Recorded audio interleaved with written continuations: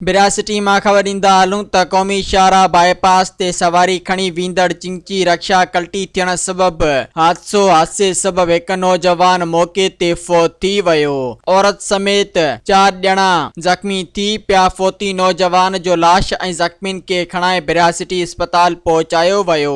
इतला ते बिरासिटी पुलिस पहुती। अस्पताल में डॉक्टरनि पारां तबई इमदाद ॾिनी वई। जॾहिं त फौती नौजवान जे वारसनि खे इतला कयो वियो। अस्पताल में फौती नौजवान जी सुञाणप कंडियारो शहर जी बाबन शाह पाड़े वासी फिदा हुसैन पुट खुदा बख्श मेमून तौर थी। ज़ख़्मियुनि में इखलाक मंगरियो, शहबाज जलबाणी, औरत हसीना जलबाणी ऐं ॿिया शामिल आहिनि। अस्पताल में ज़ख़्मियुनि खे तबई इमदाद ॾियण बाद रवानो कयो वियो। जॾहिं त फौती नौजवान जो लाश कानूनी घुर्जुनि बाद वारसनि हवाले कयो वेंदो।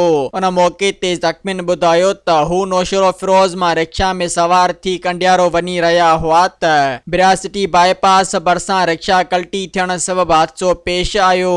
ॿुधायो पियो वञे त फौती नौजवान फिदा हुसैन मेमून जी 10 ॾींहं अॻु शादी थी हुई।